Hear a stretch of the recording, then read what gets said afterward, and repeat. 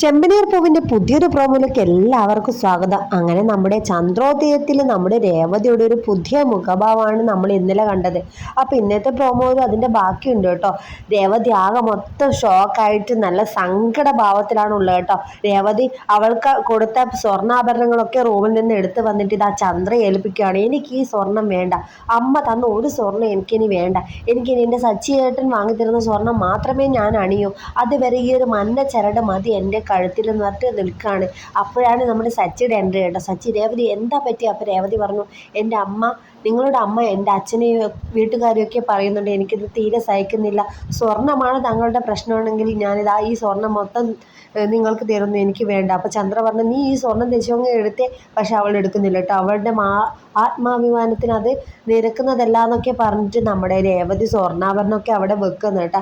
സച്ചി ഇങ്ങനെ രേവതി പറയുന്നിട്ട് ആകെ ഷോക്കായി. പ്രതികരണ ശേഷി അവൾക്ക് വന്നല്ലോ എന്നുള്ളൊരു മനോഭാവത്തിലാണ് സച്ചി ഇരിക്കുന്നത്.